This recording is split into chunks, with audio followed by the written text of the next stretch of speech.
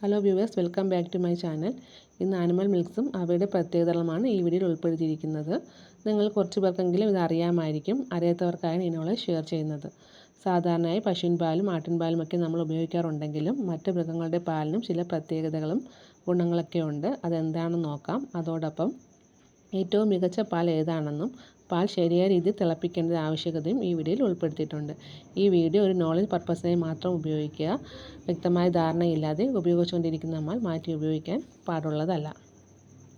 പശുവിൻ പാൽ ചുമയ്ക്ക്, ദാഹം, വിശപ്പ്, ബ്രീതിങ് ഡിസോർഡേഴ്സ്, നീണ്ട കാലമായിട്ടുള്ള പനി, ഇതിനൊക്കെ പശുവിൻ പാൽ നല്ലതാണ്. പെട്ടെന്ന് ദഹിക്കുന്ന ഒരു പാൽ തന്നെയാണ് പശുവിൻ പാൽ. ആയുരാരോഗ്യത്തിനും മെലിഞ്ഞവർക്കും ചെസ്റ്റ് ഇഞ്ചുറി പോലുള്ള കണ്ടീഷനുകൾക്കും കൂടാതെ ബുദ്ധിയും ബലവും വർദ്ധിക്കാനും മുലയൂട്ടുന്ന അമ്മമാർക്ക് പാൽ വർധനവിനും പശുവിൻ പാൽ നല്ലതാണ്. ആട്ടിൻപാൽ ഇത് പെട്ടെന്ന് ദഹിക്കുന്ന ഒരു പാൽ തന്നെയാണ്. പനിക്കും ഡയേറിയ, ലൂസ് മോഷൻ എന്നീ കണ്ടീഷനുകളിലും ആട്ടിൻപാൽ ഉപയോഗിക്കാറുണ്ട്.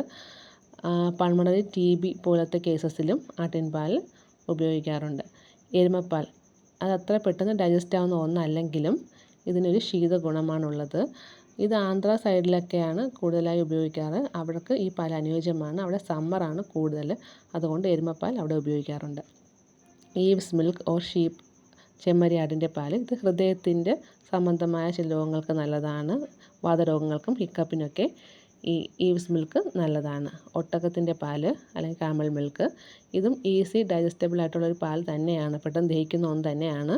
ഇത് വിശപ്പ് കൂട്ടും. ഈ പാൽ കുടിക്കുമ്പോൾ വിശപ്പ് കൂടും.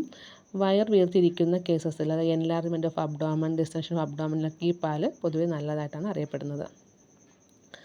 ആനപ്പാലിന് നമുക്ക് ഒറ്റവരിയിൽ ഹസ്തനാർത്ഥം സ്ഥൈര്യകൃത്യം ഒരു ബലവും പുഷ്ടിയൊക്കെ നൽകുന്ന സ്ട്രെങ്തനായിട്ടുള്ള ഒരു പാലാണ് ആനപ്പാൽ. ഇനി മറ്റൊരു വിഭാഗമുണ്ട് സിംഗിൾ ഹൂഫ്ഡ് അനിമൽസ്, അതായത് കഴുത, കുതിര, സീബ്ര, അതെല്ലാം ഈ കാറ്റഗറിയിൽ വരും. അവരുടെ പാൽ കുറച്ച് ഹോട്ടാണ്, ചൂടാണ്. മറ്റ് ഒരു ഉപ്പ് രസമുണ്ട്, ഒരു സോർനെസ് ഉണ്ട് അതിന്. ഇത് കുടിക്കുമ്പോൾ നമുക്കൊരു ലേസ്നെസ്, ഒരു മന്ദതയൊക്കെ ഫീൽ ചെയ്യാറുണ്ട്. വാതരോഗങ്ങൾക്കൊക്കെ ഈ പാൽ വളരെ നല്ലതാണ്. പശുവിൻ പാൽ ആയാലും ഏത് പാലായാലും നമ്മൾ ഒരുപാട് തിളപ്പിക്കാതെ കുടിക്കുന്നതും അത്ര നല്ലതല്ല. അത് ദഹനത്തിന് പ്രശ്നമുണ്ടാക്കും. അത് കറക്റ്റായ രീതിയിൽ നമ്മൾ തിളപ്പിച്ച് കുടിക്കേണ്ടതാണ്.